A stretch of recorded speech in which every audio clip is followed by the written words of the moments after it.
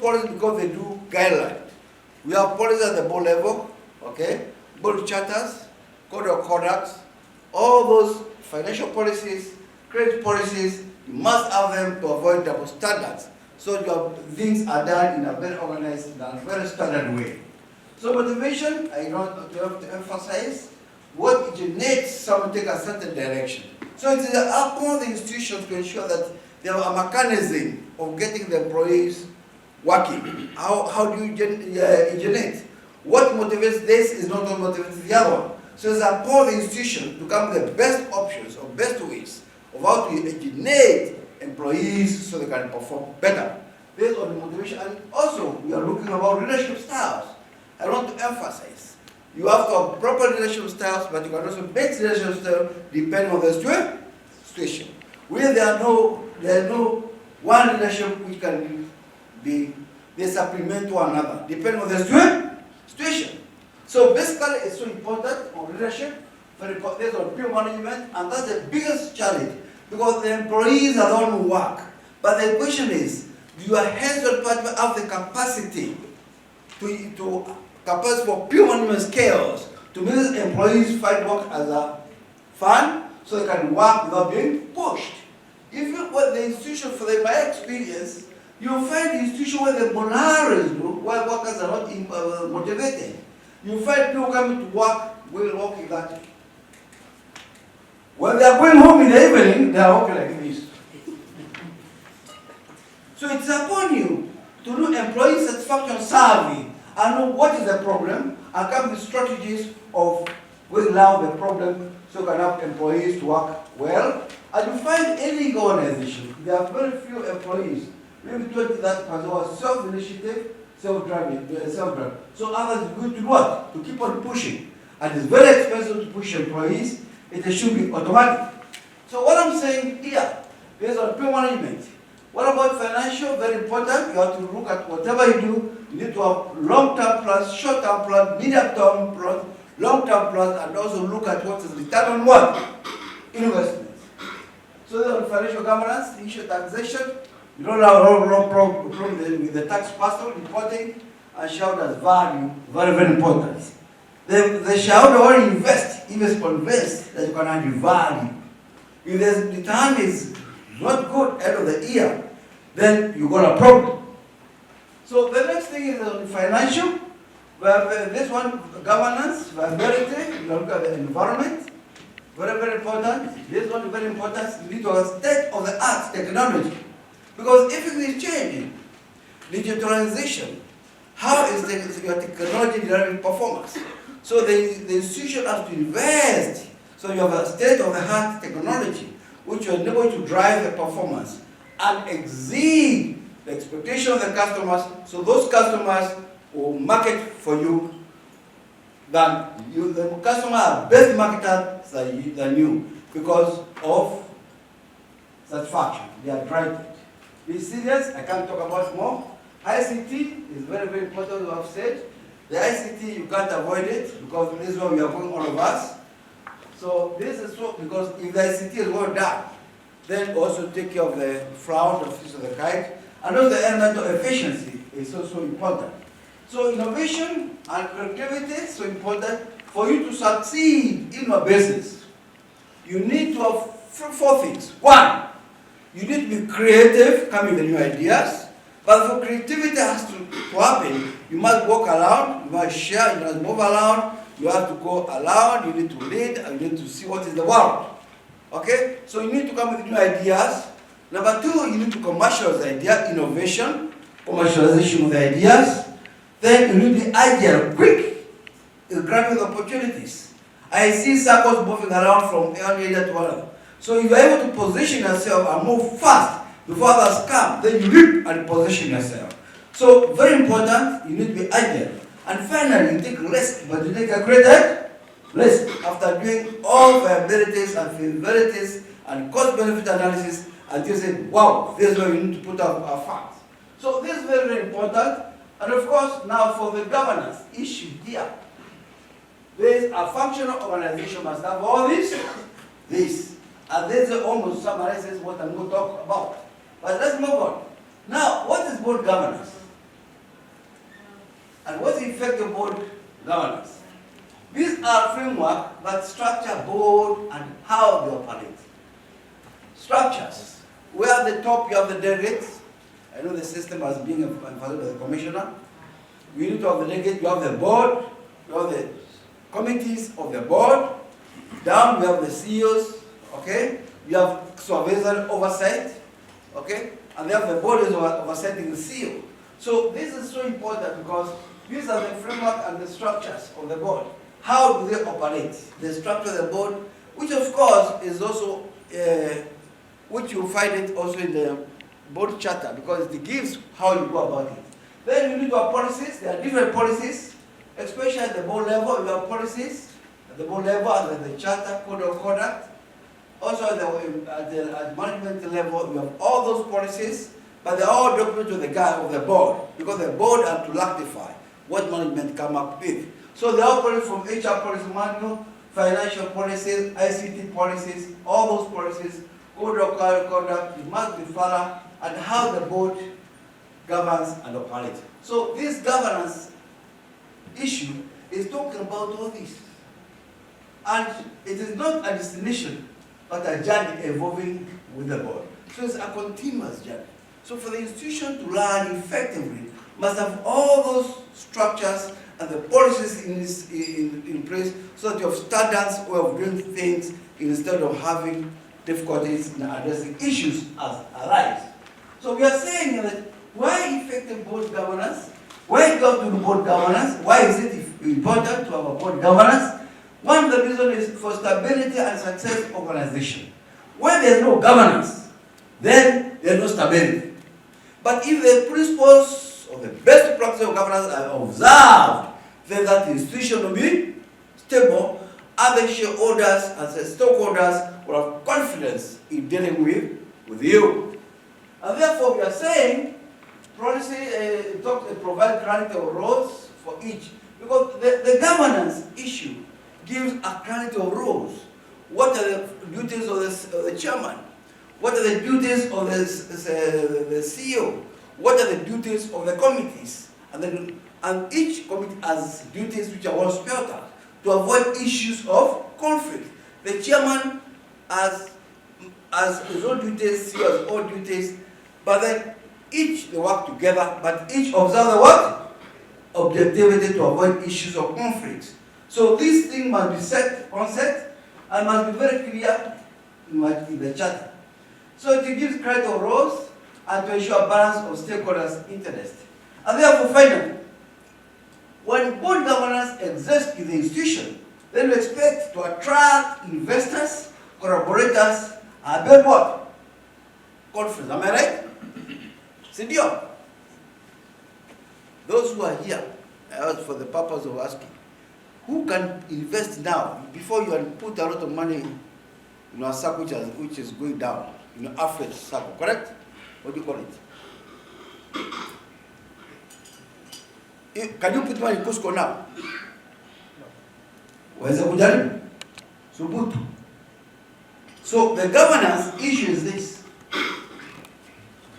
Attract investors, collaborators, and build what?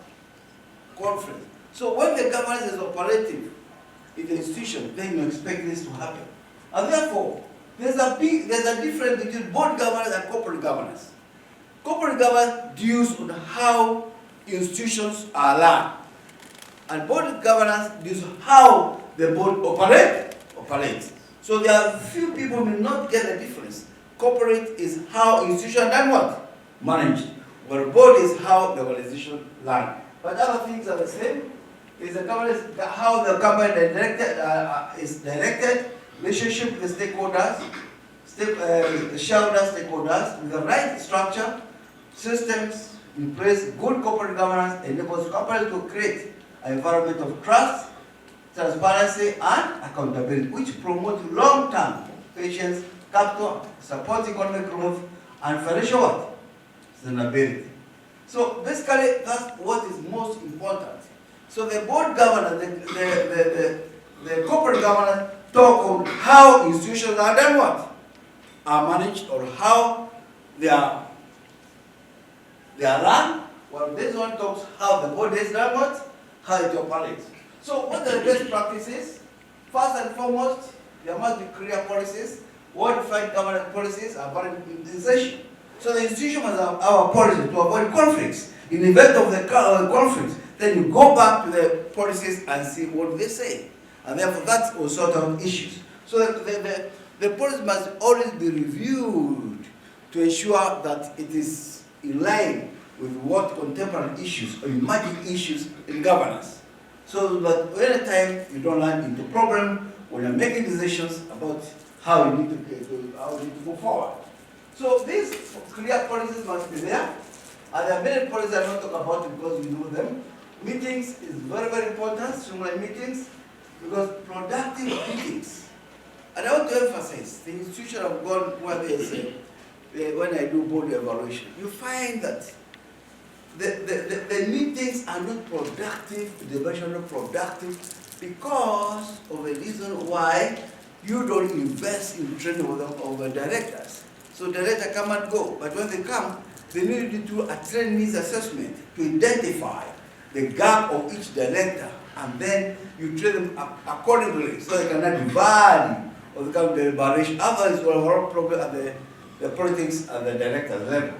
So very, very important meetings, strategic planning, risk oversight as a critical responsibilities. Risk oversight is very, very important. Institution must be able to identify risks, analyze risk, and come with mitigation factors on risk. So that capability or the capacity to identify the risk, because you can't avoid risks, and then you analyze the risk, and then you come with mitigation factors on risk. Otherwise, you can't operate because risks are all over. So you have to be always on top of your work. And therefore, finally, and fourth, a continuous education is so important. As I have said, for the evaluation of the board to be productive, then training is so important. Otherwise, as a CEO, when you have sat down with your managers, you have come with a very good paper, top-notch paper, it can be given a technical knockout by the board because they don't understand. Or you do a lot of lobbying, which is supposed to be automatic because the paper has the reasons. But if the level of the reason is down, then you don't make work easier. So it's so important to invest in them, but also investment, it has to be a demand-driven and value addition and return on investment. You need to know what is the gap of this director as an individual, what training does it require, where should you go for training, and then see if there is improvement. So under best practice of board operations, very, very important. Well, here, board management relationship, very, very important. Laws must be very clear, so to avoid issues of conflict, because you can find there, you could have a very powerful CEO but a very weak chairman. Or you could have a very powerful chairman, a very weak CEO. There could be problems. Or you could have CEO who respect the office. Or you could have chairman who respect the office CEO. Or you could have a chairman who works together and takes it upon himself to work together as a passionate, and he works and respects the CEO. So this is very, very important. The duties are very clear, and this should be in the board charter. Communication is very important. Otherwise, where the communication stops, glorified setting. So you need to come up with a very good strategy for communication to avoid glorified moving in. If the glorified moving, you are in problems. And when the glorified has also gone, to turn it around is so difficult. But also, glorified is also very important to make what? Decisions, because to give indications of the directions of the people and know what direction to take. Aligning board and the CEO goes. The board has the chairman is in charge, represent the board, while the CEO represents the management. So that alignment of the goal of the board and the goal of the CEO is so critical for harmonious and performance of work. So it's very, very critical to ensure that, because it will go and be cascaded to the management, the heads of departments. And therefore, finally, evaluation performance is very important. You need to evaluate from time. Board must do board evaluation from time to time. A functional board is under a board evaluation because it will enable them to identify the gap And this, what it involves is board evaluation is assessment of laws, performance of the laws as of the board. So when you do that, you are able to assess how the board is performing, and you are able to get gaps which the board has, and then you know how to address the board, the gaps, so that you can take the institution to the next what? Level. Maybe I'll take 2 minutes to talk about it, and very, very important, because if you do a board evaluation, the first question normally is where the board evaluated themselves, which has 5 parameters, and each parameter asks questions. Why you rate 1, 5? The first is composition of the structure. So important. About 20 questions. Board practices. Okay? How do they conduct meetings? Issues of information, communication, risk and compliance. So when you do that, the board evaluates themselves. You have to get an index on each parameter, or each section. And first you are able to get the indexes of each.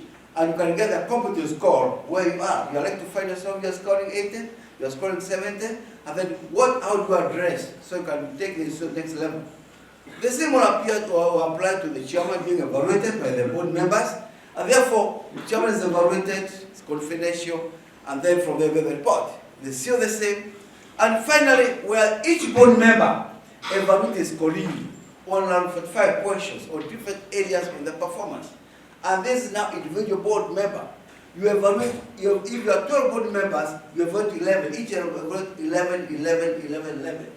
And finally, there's an area we normally put. The first square, 3 square. What you are doing well, what you need to stop, and what you need to improve. Therefore, when you put that on SPSS, you are able to find that each board scores different. Maybe the rest will score 60, the other will score 80, and you have to get the gap of each and every board member. And as a consultant, you can advise, because when you disclose the scores, we don't disclose in the public. You call the board members, confidential, tell them this is what your guys have scored you, and this is what you're doing. You make so many calls during the board meeting. You come to the meeting late, take a call, or when you are the evaluations, whether the report almost to make it, you just walk out, okay? When you are making mobilization, you walk out. Then you have you save even you don't have the quorum. So that's become a problem. Or if you talk on the phone, or you come now have taken the mukali sana, okay? Or you are board member who does not add value. So whatever you ask by the chairman, I concur what Kamoa said. So it's a board member who has been appointed, who has been elected, but what is not adding value because it's dry is I concur, okay? I agree, doesn't add any value. But there's board members who come and sleep. Those are like cats. And those board members are getting sleeping what? Allowance. But you also have a board member who are like a sheep.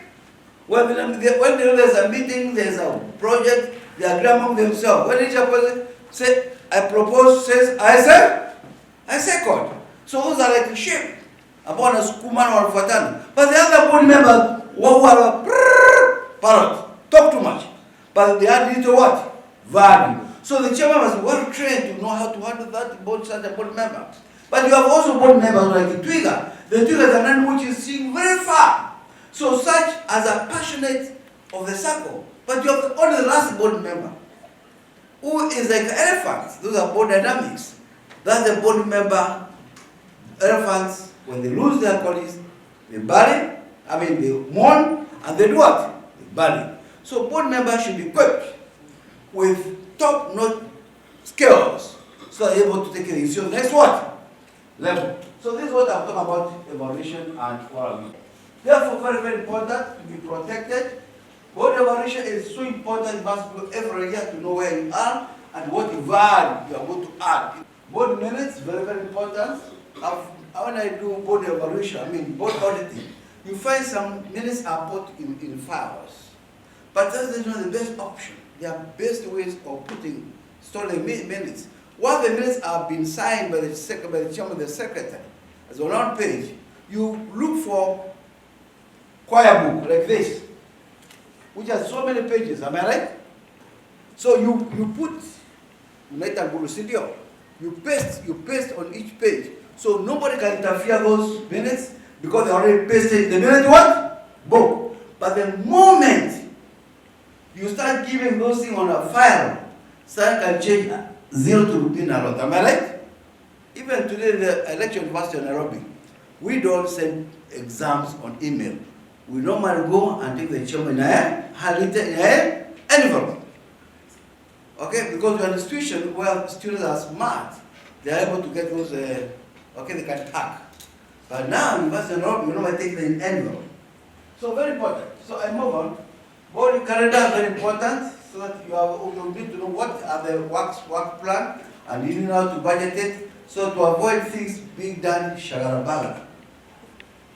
So committees, meetings, very, very important. We have institutions in Palestine, or we are not in Palestine, who have over 100 board meetings. And you don't know how much that will mean to the institution. But that happens in Palestine, not in Saccos. So, very important, key board function, strategy. You managers propose strategy, but board rectify. Correct? Is that documents, CEO, recruitment, evaluation, and review, monitoring and evaluation, on strategy for compliance, ensure there's compliance, risk management, I've talked about policy, framework, networking, stakeholder communication, and decision. So basically this talks about the principles of what?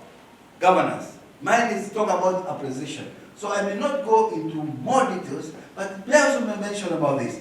This is best practice in effective board. One, corporate governance reforms. Best practice issued by the number of organizations recommend continuous education and evaluation. So you need to continuously identify the needs and needs of each board member and also train them so they can get return. So the train must be demand driven. So it's a value addition. And then also we are talking about evaluation, which I've talked about, I don't overemphasize. Also evaluation of the board should be performed formally. So this is what I was talking about. So this is a summary of what I've said. You need to have board practices, okay? And this is where this appetite and oversight very important. You need to be very careful for this. You need to do all that required, okay? Identify risk analysis, mitigation, board engagement in strategy. You need to involve them. Oversight, the board oversight, the CEO. And succession is just for continuity. Quality organizations, this is also because it will depend on how the board have been trained so they can have productive board meetings, which can add value to the institution. And therefore, we look at the director scale, so important. You know, have the scale next.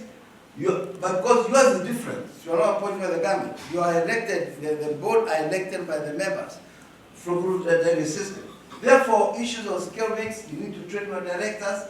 If someone is in charge of risk control review, audit committee, then you ensure that you need to have some financial knowledge. So you want to understand and appreciate those figures. Okay? So very important, refresh mechanism. Age is so important, and age compensation. If all was there, according to them there, but when there's a mix of the age, things will move forward. And therefore, individual attributes, personality traits is so important. There are those who talk too much, there are those who can listen, well, depends on different personality traits. The personality traits mixed within the board is very critical for effective performance. And then, finally, people from the university is so important.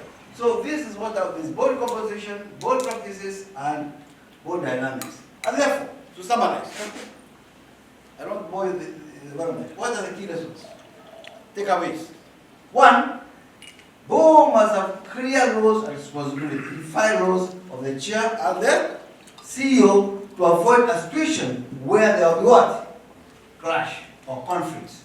So the roles must be very well clear, defined, and must be put on a board charter. Very, very important. This planning is so important because you need to do a clear environmental analysis.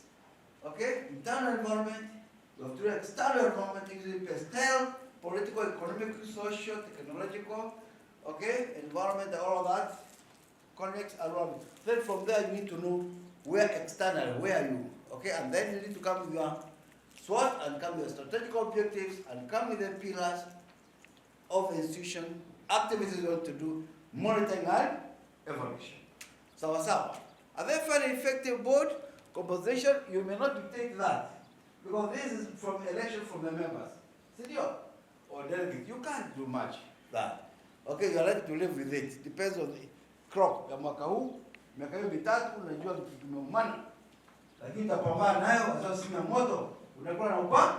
So the CEO must be very sharp and intelligent to use dynamics and the personality of different board. Integrity, we should bring transparency, accountability, must all there. Accountability, transparency, equity, all this integrity is very important. Stakeholder engagement, very, very important. You need to know what is the stakeholders. Those who have you have many branches, you have the committees there, that they are the ones on the ground, they know what is happening on the ground, and they are the committee who can guide the management on how things should be done. Effective meetings, agenda setting and review decision making, succession plan to ensure there is continuity is very, very important. And basically, that's what they have on board governance. But the employees was sentenced on the policy and is aware, and there's a documented evidence, the chance of losing the case is very high. So it is very, very important, very good policies. If these policies on the charter, they are not solid, and they cannot address issues as they arise, there's I have a couple which came with a policy way back, charter, way back 2011. They have not reviewed the charter, but they have been doing things different practices. Those should be always be brought together, and they should be documented to avoid, so you're able to make decisions and to avoid issues of conflicts, or so you have a standard way of making decisions. So the auditor, we are coming to check, how are your policies? Are they adequate? What about the systems? How are the systems? I've worked in a company where the accountants configured the payroll and 12 employees were being paid salary twice. So the system must be watertight. And when I had that, I brought the forensic audit until we got these guys who are having salary Maragabi, Marabini. The question is, before we took action, others I knew that the salary went there, I don't go take care of go to the bank. So it was an issue, and we had legal issues, but somehow people had to go hands on to law. So here, systems very, very important because ICT, money is moving. So you need to invest in ICT infrastructure, state of the art, and you need to have a very good system, even the credit policy system. It must be reviewed from time to time to ensure that tandem with emerging issues. Processes, very, very important because these will make things to move faster and must be within the legal framework and regulatory framework. And therefore, this one must also be the best practices because we are moving from time up every time. Global competitiveness. Okay? And therefore, we are saying the audit is an assessment to determine the degree of adherence of corporate governance, which you have talked about.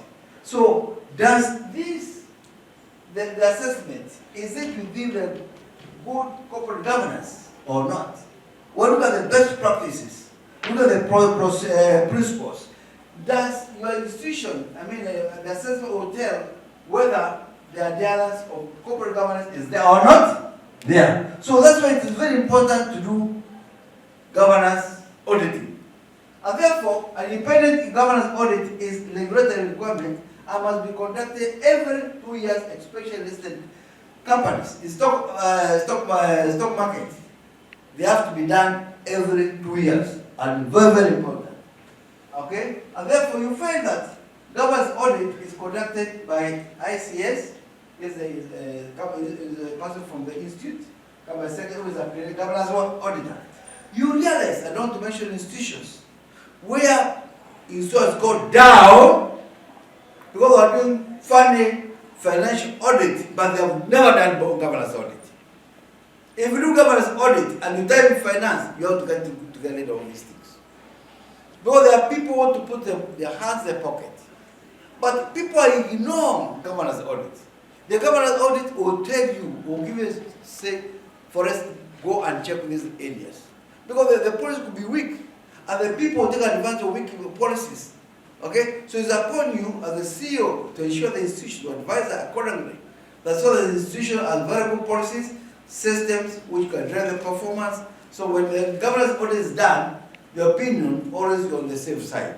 So it's very important to do a governance audit. Then you are saying that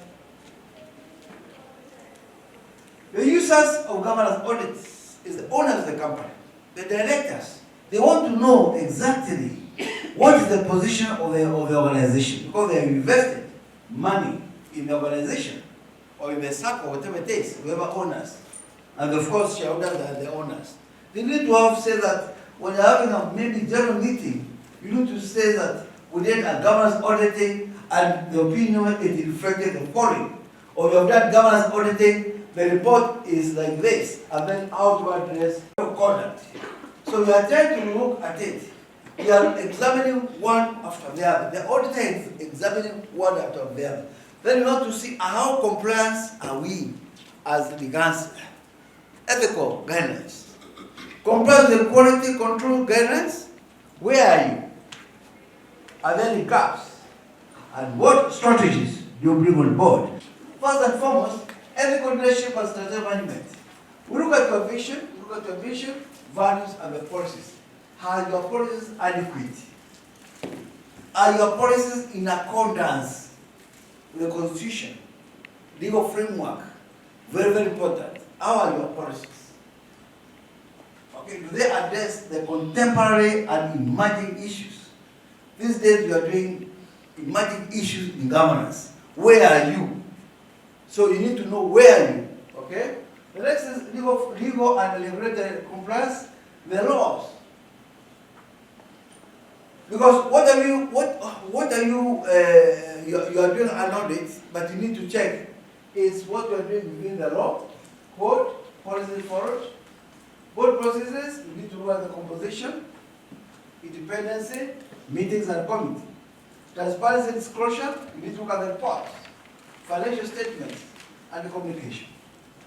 You know the institutions which have inflated figures. The institutions which have been signed by signatures of people died large kitambo sana. So those are things you can establish under governance audit. But if you rely on your financial audit, then there's another area you have not addressed. Okay, and then stakeholders, ethics, integrity, conflict of interest, very, very important. The members respect the board, or members respect conflict of interest.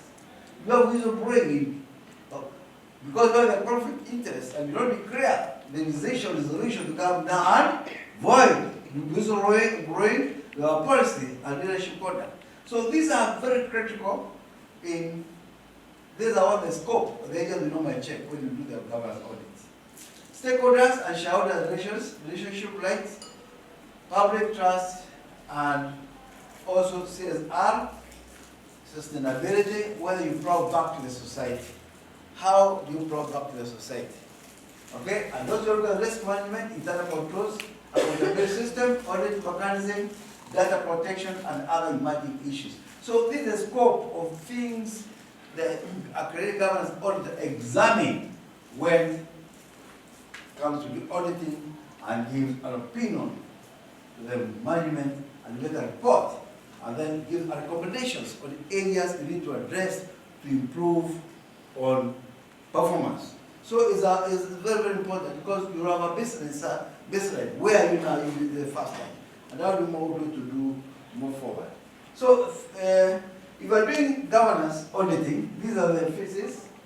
One, there's where there's issues of engagement, where you engage the consultant, whether you advertise or how you source, okay? Issues of contract to sign, you plan how it will be done, you prepare sensitization so that people understand, data collection, you do evaluation, reporting, a presentation, and post, you do presentation and communication.